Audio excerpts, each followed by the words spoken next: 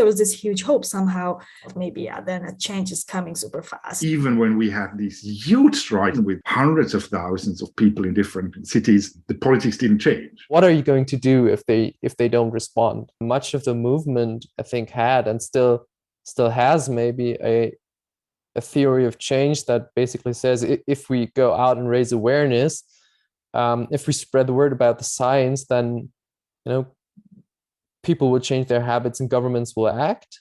And there wasn't really, I don't think at that point early on there was a real strategy to how can we push through certain demands against political resistance. So today we have with us Lasse Thiele, who is a climate justice researcher with the Konzeptwerk Neue Ökonomie, that is the laboratory for new economic ideas in Leipzig, Germany, and is also himself active in the climate justice movement. Before we start, my name is Elias König, and the interview that you're listening to is part of a whole series of interviews I conducted for a research project at Institute for Advanced Sustainability Studies. In these interviews, I ask many amazing activists and researchers from different communities what it means for them to strike for climate justice and to share their thoughts on the future of the movement. I learned so much from these conversations, and I hope that they can be valuable to you too. If you have any thoughts, please do not hesitate to comment here or to get in touch directly. But now, without further ado, here's the episode. Yeah, good morning, and thanks for having me.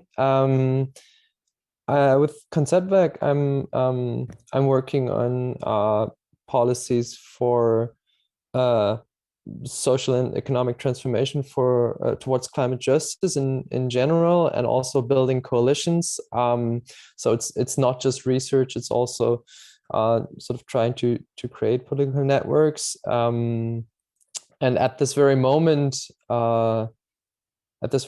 I'm working on critical perspectives on hydrogen imports, as that's a sort of emerging topic in Germany. And we're also trying to address the energy price and energy crisis situation, because there's obviously also a lot to lose from a climate justice perspective there.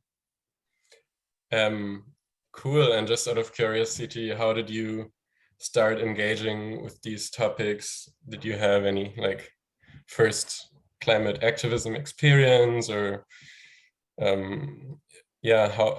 did you begin thinking about the climate crisis? And were there any important moments in your life that made you want to think more about it? Well, I think if I had to name sort of one moment or one event, it was the Copenhagen summit in 2009, the COP15 it was. And I went there and sort of to protest for whatever the climate, and then it was really inspiring to meet activists from all over the world there who were fighting for climate justice from a very sort of existential and political perspective. And I think that changed my perspective a lot. And it was the largest movement mobilization to that date, and it was a big political failure, obviously the summit, but for me personally, it was sort of an initiation, and had my first arrests, and it was all very exciting to sort of meet that international activist scene, but also take a lot of very different perspectives that I hadn't encountered before. Right, and of course, in this series, we want to talk mainly about the climate strike movement, so a more recent wave of mobilizations led by, I guess, school striking students. But I'm curious, having been in the climate justice movement for longer, how did you then perceive the more recent wave of protests, and perhaps until then the development? Do you think that something has changed in recent years, or do you think it's just another wave of sort of the same old that we've seen in previous mobilizations already? Mm-hmm. Well, I think with the climate strikes, when it began in late 2018, it was sort of an explosion. and that had a lot to do with great timing at the moment, and specifically in the German context, I think, I mean, we had the long heat wave summer, and then then it was the Hambach forest eviction, and that was a very broad and huge mobilization that sort of took a radical climate justice perspective into the mainstream in ways that hadn't happened before. And then the school strikes came right after that. And I think it was different in that it came out of, but it also primarily targeted a generally affected social groups, like many people under 20. And I still believe that it is a relevant factor that in times of the climate crisis, young people have a distinct sort of material interests compared to previous generations, and that's not going to go away as they grow up and sort of climb up certain age hierarchies. It's just going to stay that way. And there hadn't been any sort of broad political youth movement like that in a while, I guess. So there was probably some potential to tap into. And so it was definitely a game changer in the way that climate and climate politics are perceived in Germany to this day. Yeah. Right. So would you then also say that this articulation of a specific material interest was something new? Do you agree that then previously the movement had been a lot more moralistic, as it's often said? Or was it just a different kind of articulation of material interest? And how do you think that this kind of articulation of a material interest also affected praxis of the movement, I guess, namely in the form of school strikes, really withdrawing bodies from the social reproduction of normality, at least for every Friday? Do you think that is related? Yeah, it's a good question. I think before that, specifically the climate justice movement was something. It very much came out of a sort of global solidarity movement that is very small compared to, I don't know, the broader population in Germany. And when I, like around the time of Copenhagen, it was the climate change seemed to be like something that would happen in the far future and that we better prepare for. And it was about solidarity with, islands that might drown in the Pacific. And I think for people who were 18 3 or 4 years ago, the perspective had changed, and it was much more immediately about their own lives. So I guess that makes a difference. But then, I mean, the whole idea of the strike, yeah, it does have a sort of an element of civil disobedience, obviously, if people skip school for that. But I think it probably wasn't so much at the center of it, really, because I mean, a large part of the mobilization were people who went there without sort of having to disobey anything, I guess. But it was obviously also symbolically part of what made it interesting in the beginning, and what made it bigger. This sort of moment of youth rebellion that was in there. Right. So not only in Germany, but I think worldwide, the 2019 protests were by far the largest under the banner of climate justice so far, with millions of people taking to the streets. But of course, now we look back and we can see, at least preliminarily, if we look at the level of CO2 in the atmosphere, we haven't seen the changes that I think everyone had wished for. Although, of course, there were a lot of initial reactions that were very favorable. There was a lot of declarations of climate emergencies and so on. So why do you think that is? Or how is it that so many people can take to the streets, but we see so little material change?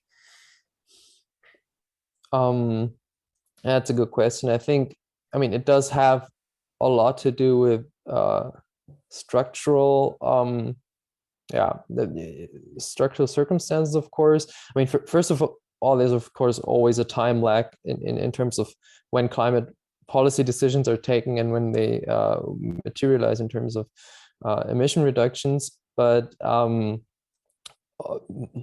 probably more importantly, this is just not a problem that can be fixed through sort of the technological innovations and personal individual lifestyle changes that are at the center of the debate still. And I mean, capitalist economies still have to grow or economic crisis hits, and every environmental concern is still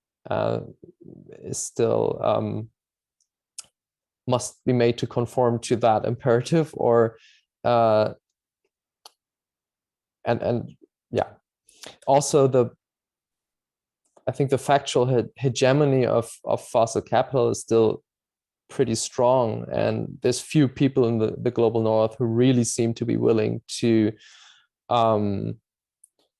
change their collective mode of living in ways that would make them give up certain amenities, or globally speaking, of course, to give up certain privileges. And then I guess that this subjective and the objective level of fear of losing one's job, etc., are obviously connected. But I think if you tie this back to the perspective of the climate strikes, then much of the movement, I think, had and still has maybe a theory of change that basically says if we go out and raise awareness, if we spread the word about the science, then people will change their habits and governments will act. And so there's this sort of deep belief in the force of objective reason, if you will, but also in sort of a very simple and straightforward kind of democratic representation. And I think this very much ignores power relations within society and the conflicts of interest that exist around climate policy, and of course just the sheer forces of a market economy. And there wasn't really, I don't think at that point early on there was a real strategy to how can we push through certain demands against political resistance. And there's no real or else, because what are you going to do if they don't respond? And I don't think, I mean, first of all, maybe there wasn't enough strength or willingness to do something like shutting down the entire school system. But even if you were willing and ready to do that, the calculus of who gets hurt is different than it is with striking workers, obviously, because even if every student in the entire country refused to go to school, I mean, that it would probably be it would probably have an impact, but not the same kind as a general strike where the entire workforce refused to go to work. Yes, I would like to press you on that last point, because I think it's very interesting, and you've previously said that you felt that probably the term climate strike was not really central. It was a large protest. You could have called it differently, but of course the movement did choose the term strike. And I think, I mean, personally, I think there's at least the potential to then relate it to other movements who have also chosen the strike as a form of action. Of course, the labor movement, but also the women's strike and the feminist movement and so on. So I'd be curious to hear more about your opinion about what could a climate strike be if you were to understand it in a broader way, that is a strike that tackles the social structures that have brought about the climate crisis. Yeah, that's a good question. I mean, first of all, I think it would be great to have a particular target, because so far the strikes were mostly sort of targeted at everyone, at society at large, at the government or whatever. But there's no, what's the relation of between the strike, between those who strike and the targets of the strike, and there's no immediate leverage over society at large necessarily. Then also the question of what would be specific demands, and I think obviously if in the end we're going to need something like a climate strike if we're going to get anywhere, like an effective strike, and the question will be what could be actual demands that could be pushed through there. And I think something that ties this back to economic forces, and that could actually be compatible with climate justice, might be a demand like the reduction of the work week. And I think in the Swiss context, that was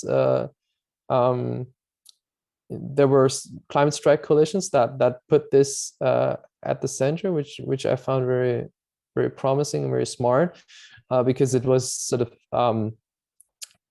it was really a point of convergence between labor unions and environmentalists of the kind that are really hard to achieve in Germany, for example.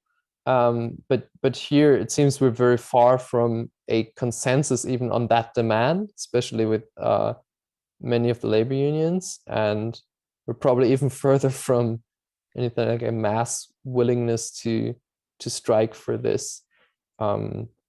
But yeah, I think a really impactful and successful climate strike would be something more on the level of a general strike, a political strike, than like the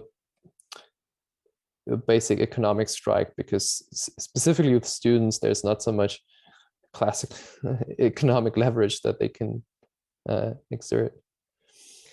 Right. And of course, as you mentioned, that sounds very nice in theory, but so far these kind of connections have been really hard to forge.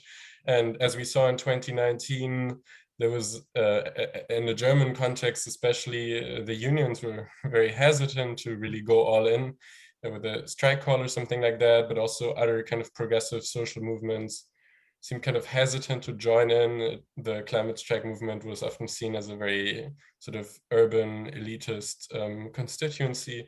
And so what emerged, I think in more places, as you also write about this, was sort of alliance with those forces that could be that are interested in a modernization rather than in the abolition of capitalism.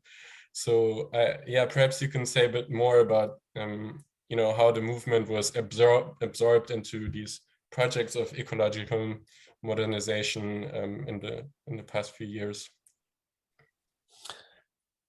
Yeah, I mean, there are definitely moments of sort of absorption. I mean, obviously, like the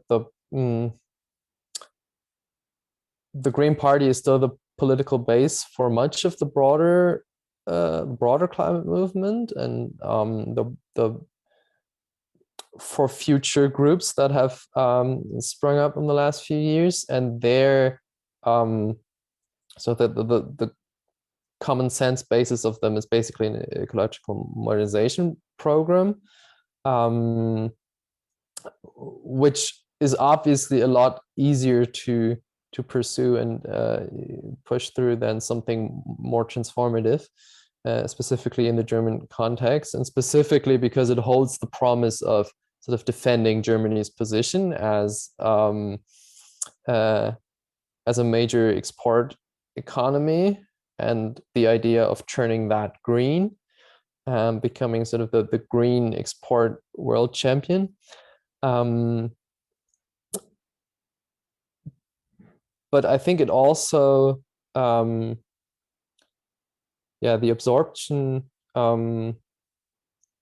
it also works more indirectly, I guess, in certain ways, that it gave a certain boost to the ecological modernizers among capitalists, and it strengthened their position vis-a-vis the more purely conservative ones. And I think probably even within corporations, I guess, but also it's those who try to position themselves as sort of green leaders that have more of an advantage than they used to have a few years back. And of course, that's a very limited change from a climate justice perspective, and it's sort of a double-edged sword. But I mean, it's not purely bad, because I guess that's probably the way progress comes about. That sort of you push for something and you don't get exactly what you want. But if the fossil, like if the more fossil capital interests are sort of uncontested, and if they're firmly in the driving seat, then that's not a better position to be in. So I guess it still is some kind of twisted progress, but it also makes it more difficult for the movement to engage with this at this point, obviously, because it's more challenging to tackle sort of the ecological modernizers than the outright climate denialists. I think we haven't quite figured out as a movement really how to deal with that. Yeah, and do you have any thoughts about how the movement should deal with that? I mean, we have in Germany since last year the Green Party in government, and of course a government that has in many ways made a lot of rhetorical concessions when it comes to climate change, has announced that Germany wants to become a leader in climate mitigation and so on. But of course the government's actions are still lacking in the eyes of the movement. So how should the movement react to this new political constellation? And probably that's a question that has implications not only for Germany, because these kinds of coalitions seem to be emerging in other places as well. So yeah, do you have any thoughts about how the movement should react in its praxis and its rhetoric to those kinds of constellations? Well, it is definitely challenging. There's no silver bullets. I think maybe what's going on in the movement at the moment is that different wings are sort of pushing in different directions, and there's a wing of the movement that is very much pushing in the direction of more militancy and more direct action, and so it's sort of the whole Andreas Malm how to blow up a pipeline thing, but maybe with less of a strategic vision sometimes that Malm actually has. And then, so actually the belief that you can shut down fossil capitalism by manual labor of certain faction of the climate movement. And then there's sort of a different wing that pushes more towards organizing strategies that I think is often inspired by North American contexts and classical labor and community organizing methods, and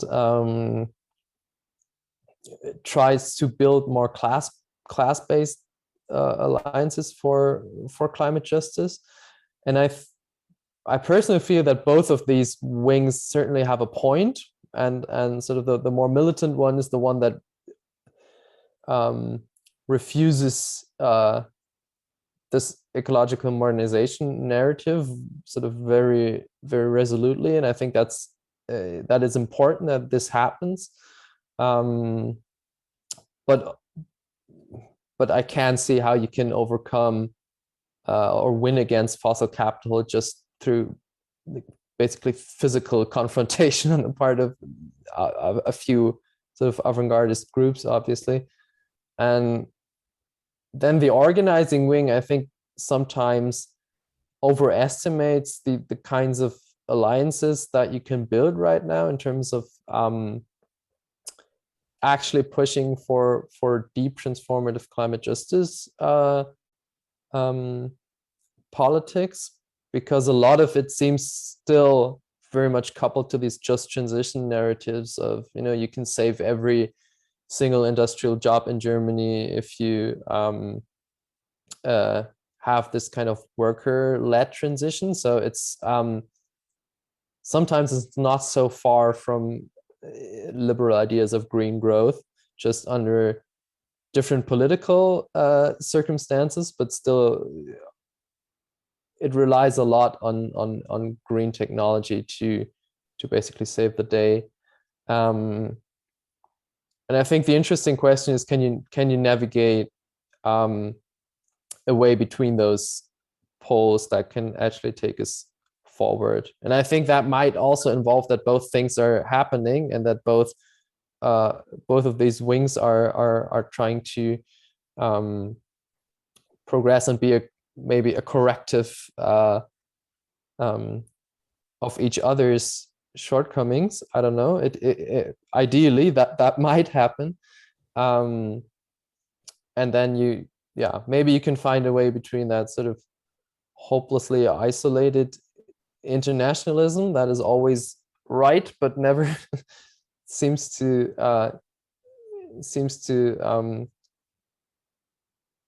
get anywhere politically, and then this sort of populism that always threatens to slide into like an implicit nationalism in terms of still defending basically privileges of certain classes in the global north.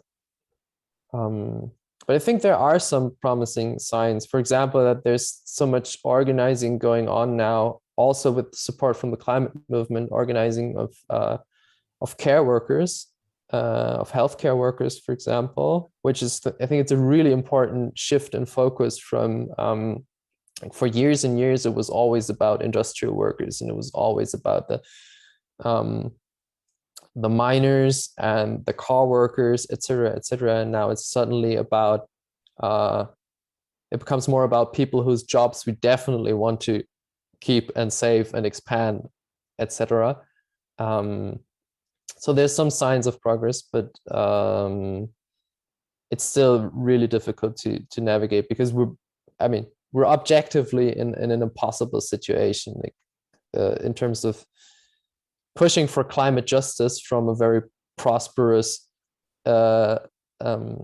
country that is relying so much on industrial exports is it's basically an impossible task to begin with, and so I think it makes sense to adjust expectations in that sense. Yeah.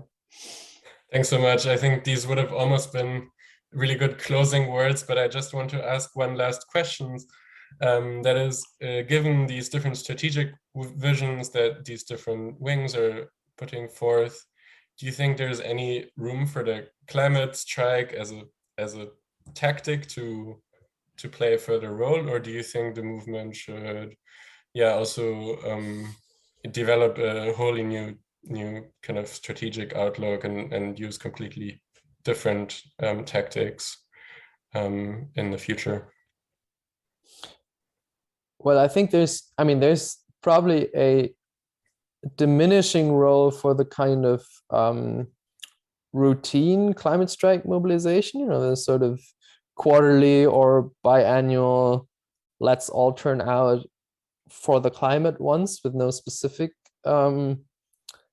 demands or targets, I think that will become less important relative to like more continuous work, and it's already has become less important probably over the last 2 years. But I think there is still a place for larger climate strike mobilizations. I mean, it's always important to have like gathering points and moments also for a movement.